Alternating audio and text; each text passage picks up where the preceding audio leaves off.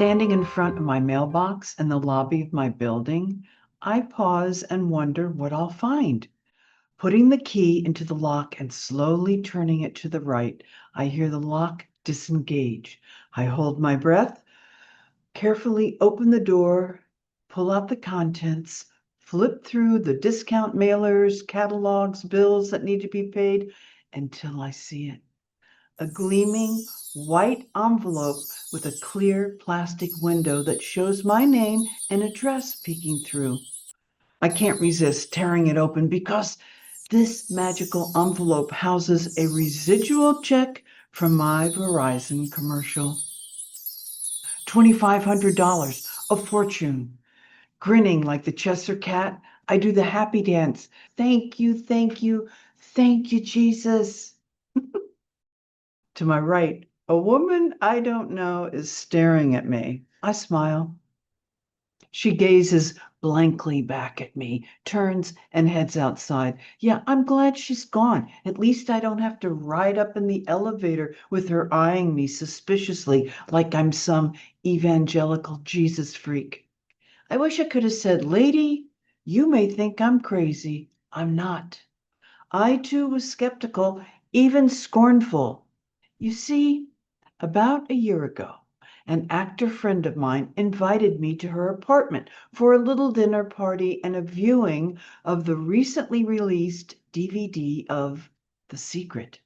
I'd heard of The Secret. There was a huge buzz around it. I had no idea what it was. I sat there watching the movie, confused and concerned. Why were all these new age gurus like snake oil salesmen pontificating about having anything your heart desires? A new home, $1 million, happiness, health, wealth. They seem to be saying use God as your personal ATM machine. I'm supposed to believe, like Aladdin with his lamp, I can have, do, and be anything I want? Who in their right mind would fall for this?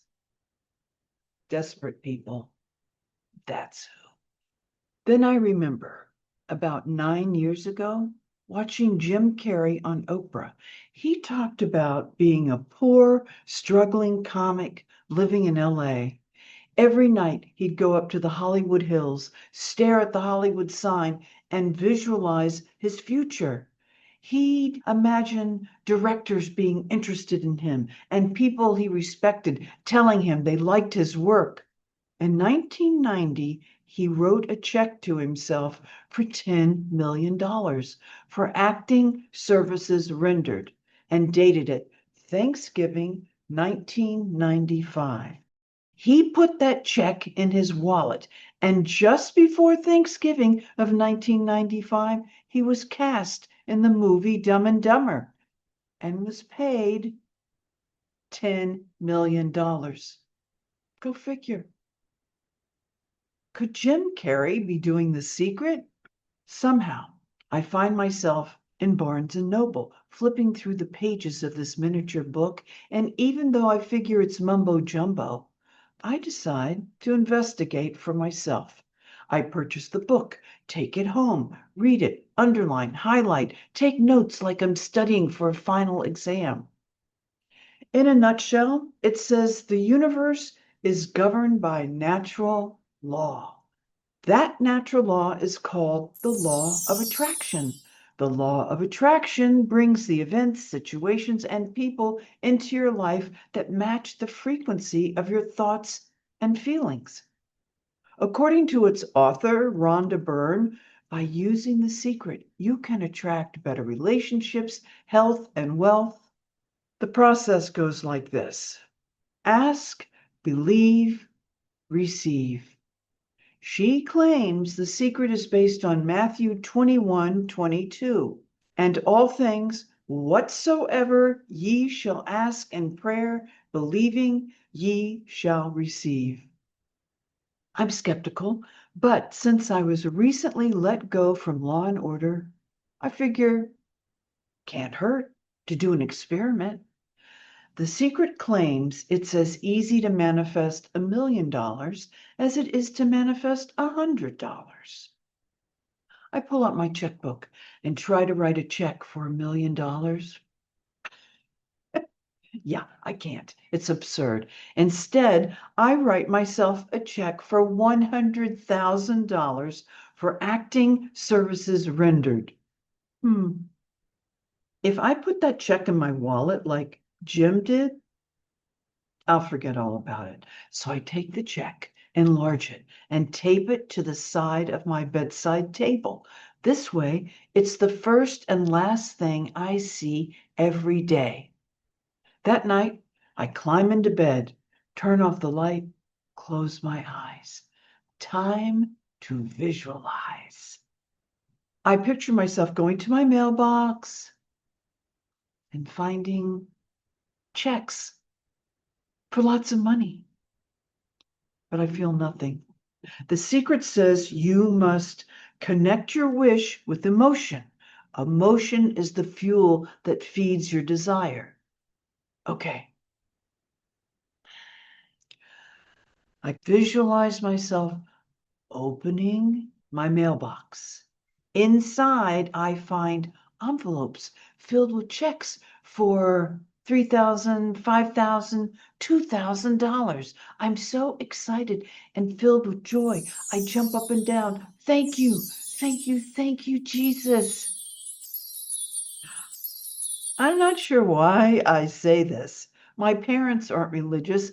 I'm not religious. I did graduate from the Friends Vacation Bible School when I was in kindergarten. Anyway, that's what I see, so that's what I say.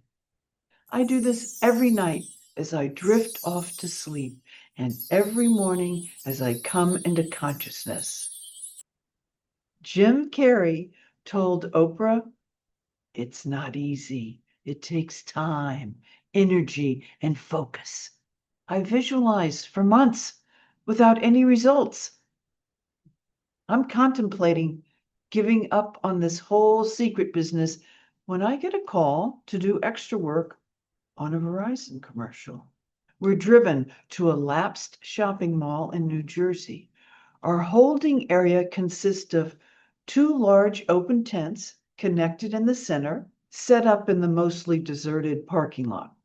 Inside the tent are long tables and metal folding chairs. I have to be careful. It's extremely hot outside, and I was hospitalized not too long ago for heat exhaustion on a commercial shoot. But I've taken to freezing bottles of water and carrying a couple with me when I go to set. We line up to be checked by wardrobe. I'm wearing jeans and carrying the khakis casting asked me to bring. Oh, keep the jeans on. Here's your shirt. Wardrobe hands me a navy t-shirt with the Verizon logo on it. Once we're all checked in and ready, we sit and wait. Well, that's what you do on sets. You wait. Out of the corner of my eye, I notice the director. I don't know how I know he's the director, but I do. He appears to be casually walking around, but I can tell he's looking at people. I say to myself, he's going to pick me. He picks my friend Sheila first. Sheila did several Broadway shows when she was younger, but like many actors, she does background work to survive. Sheila and the director begin talking. He has her audition for him right there in front of everyone and decides to use her in the commercial as part of the network. By now, all the background folks have figured out what's going on, and a sort of buzz begins. Stay calm. Energy, desperate. Hook in, don't. Universe, trust. Results, let go. The director selects 4, or maybe it was 5 other people, including me. We're taken outside and placed in a row. The sun is blaring down on us, beads of sweat pop out on my forehead as my navy shirt absorbs the heat. Oh, this isn't good for my brain syncope situation. The doctor warned you. You're not supposed to stay out in the sun. No working outside. Remember, the brain has memory. You could pass out, maybe even die. Oh, shut up. Breathe. Deep breath. Take. Cool breeze, imagine. Healthy and strong you are. The rest of the background is brought out and placed behind our row. The prop guy hands out cell phones, small computers, tablets, etc., as we're all part of the network. We're all standing in our assigned places. Out walks the "Can you hear me now" guy. You know, the guy with the Buddy Holly glasses. Later, when I Google him, I discover his name is Paul Marcirelli. He's been the spokesman for this lucrative campaign for 9 years. I wonder if he has a check in his wallet for $10 million. Anyway, he stands in front of me a little to my right. Paul turns and waves at us. I wave back. Can you hear me now? This is amazing. Chances are really good. I could be upgraded. I'm in the perfect spot. I could make a lot of money. $100,000. I don't know. Maybe. Okay. All right. Don't get ahead of yourself. Detach. Focus.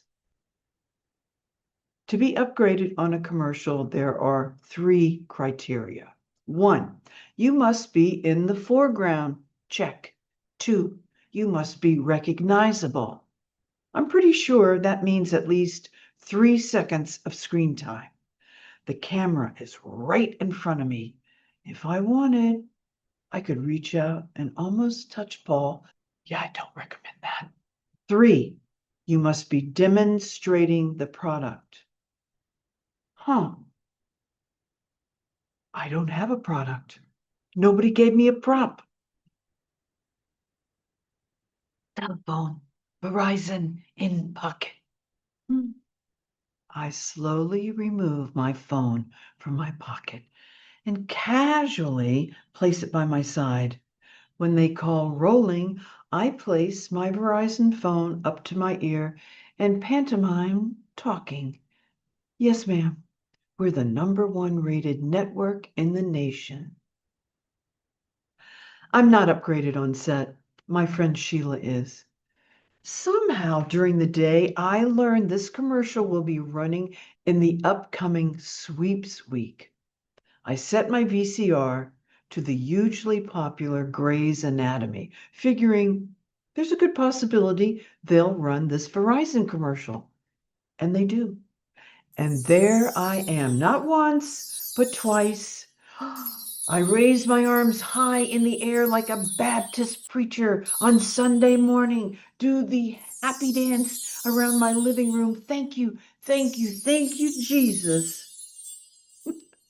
I take out a commercial upgrade form, which I happen to have on hand, fill it out, and fax it to SAG.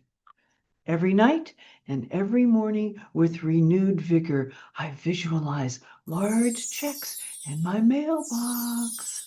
About a week later, I open my mailbox and find a 9 by 12 manila envelope. I open the envelope, pull out a document. Upon closer inspection, it's my Verizon contract. I've been upgraded. Thank you, Jesus. Being upgraded on a commercial is like winning the lotto for an actor. This means I'll make money every time the commercial runs. I never know how much or when the checks will show up. It's like manna from heaven. Free money. That Verizon commercial runs like crazy for months. When I go to my mailbox, I find a residual check. No matter who's in the lobby, I do my happy dance. Thank you, thank you, thank you, Jesus. I'm filled with gratitude and joy for my good fortune, and every day I check my mailbox. Huh, it's been a while since I found any checks in there. It's as if my magic wand is broken. I wonder what's going on. Then it hits me. I haven't been visualizing. I'd grown so accustomed to having money appear out of thin air like it was conjured from a voodoo spell that I forgot. That night, before drifting off to sleep, I closed my eyes and began visualizing anew. I do this every day and every night for several months. Then one afternoon, about 6 months later, I'm in the elevator leaving a commercial audition at Three of Us Studios when my cell phone rings. Oh, it's my friend Sheila, the one who was upgraded on the commercial. Normally, I'd never answer my phone in a tiny, crowded elevator. It's rude. But it's Sheila. Jill, my girlfriend out in LA, saw our Verizon commercial. Oh, you're sure? Yep, looks like they're running it for a second cycle. Now I'm in this minuscule packed elevator, so I do my little happy dance standing in place. Really, Sheila? They're running our commercial? Everyone in the elevator is smiling because they're all actors and they all know the deal. Oh, what a blessing. What a huge relief. I can pay my bills. I keep visualizing my little mailbox routine. Sure enough, those checks keep rolling in. I think when all was said and done, those residual checks totaled at least $30,000. Now, in the old days, it would have been 100 grand, but times have changed. I don't know if the secret is real or not. Perhaps when you put your belief and focus and energy and gratitude toward an outcome, it creates the conditions for opportunities to occur. I don't know. Maybe that's what the secret is. I don't really know, but here's a secret I do know. When you're on set, you're responsible for taking care of yourself. No one else will. Thus, the frozen water bottles. Another secret, know the rules. If I didn't know the requirements it takes to be upgraded on a commercial, I wouldn't have been upgraded. And if I didn't follow up with SAG, I probably wouldn't have been upgraded. Take care of yourself, know the rules, show up on time with a positive attitude. I booked a lot of work because I was reliable and professional. And sometimes the showbiz gods smile down on you.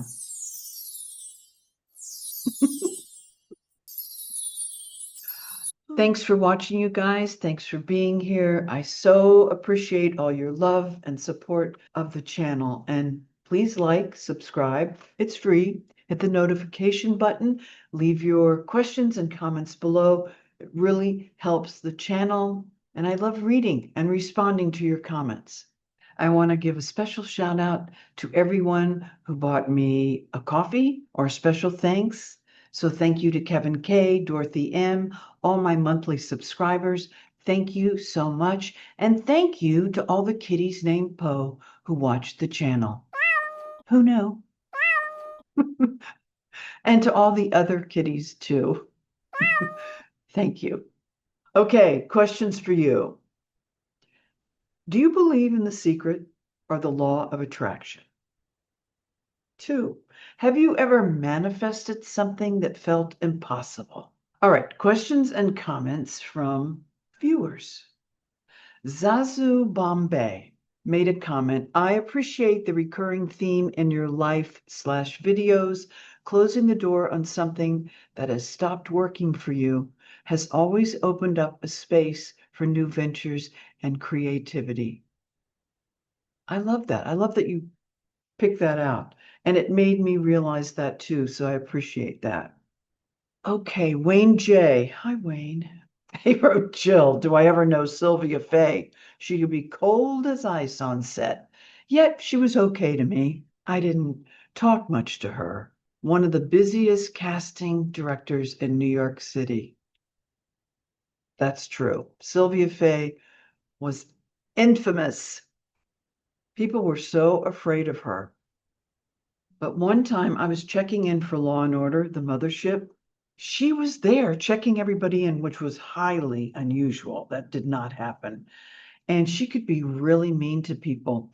So she was checking people in, and then she'd go like, "Oh, that's what you brought to wear? That that is horrible. Do you have anything else?"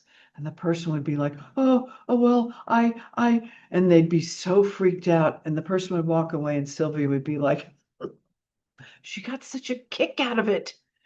So when I got up to sign in, she goes, "Your name?" I said, "Sylvia." If you knew how long I'd been working for you, you'd be embarrassed you asked me that question. She went, "Oh, you need a haircut." Yeah, she was a character. A character. All right. Wayne also said regarding Vincent D'Onofrio, I heard he had mental problems. That's why he worked bi-weekly on Law and Order CI. I never heard that. I will tell you that working on a show like that for so long, like 6 years, made me realize I would not want to do those leads. It's a grind.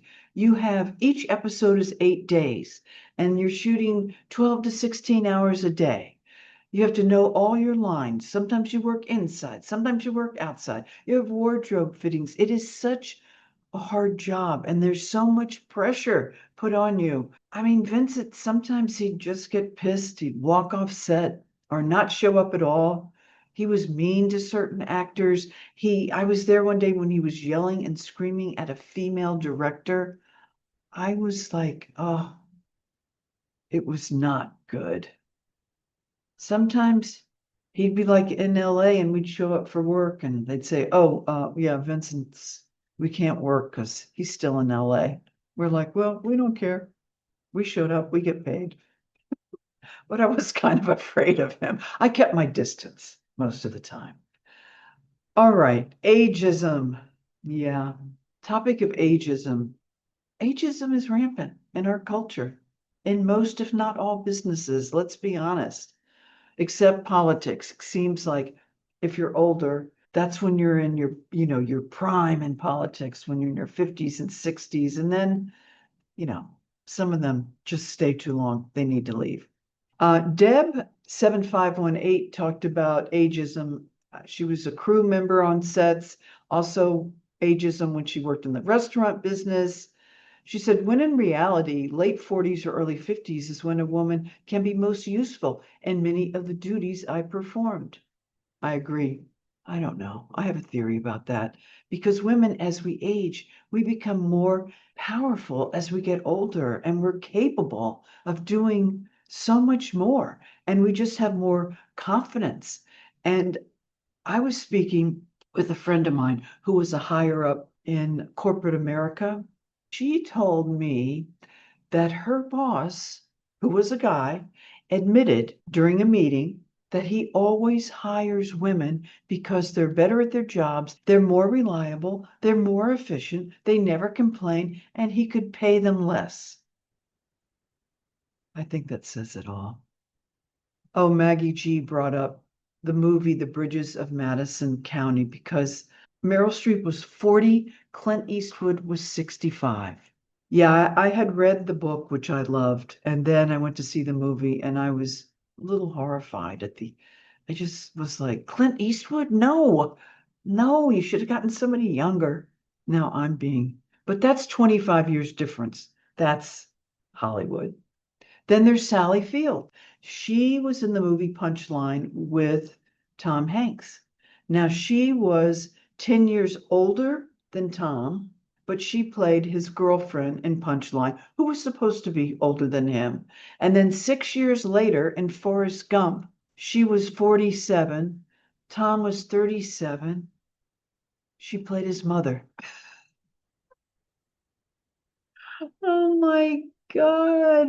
And then I Want to Be Alone said, as far as being fired, I can't believe they thought younger women would help the ratings. I mean, it wasn't Baywatch, for heaven's sake. I love that. Baywatch. Yeah.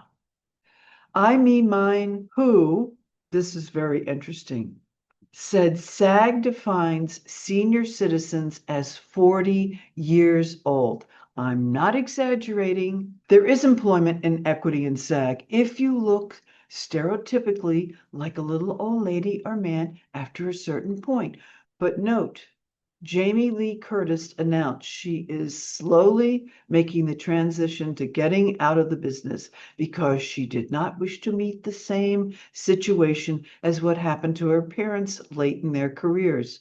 However, I feel there are other ways to incorporate creativity. Acting is not the only way to express creativity. Absolutely. Look at, Jim Carrey paints. There's so many ways. And that's one of the reasons I started a YouTube channel. Now, this is interesting. Gina Davis, when she turned 40, she saw that her roles completely decreased. She said this is a phenomenon she calls forced retirement and a cliff in her career. She was denied roles because she was considered too old to be a leading man's love interest, even when she was significantly younger than the actor. So she founded the Gina Davis Institute to combat ageism. She discovered women over 50 are underrepresented and often stereotyped in the media. Well, I know that I haven't gotten certain jobs because my hair isn't gray. I have gray in my hair, but it's not gray or white. When you're a certain age, they expect you to look like a little old lady or a little old man. It's a visual medium. So, such is life. Okay, here's some good news. Mariska Hargitay of Law and Order, SVU, is 61, and she rules that show. I love her. She's gorgeous. She's strong. I stood in for her a couple of times when her regular stand-in was out, and she is so kind and thoughtful.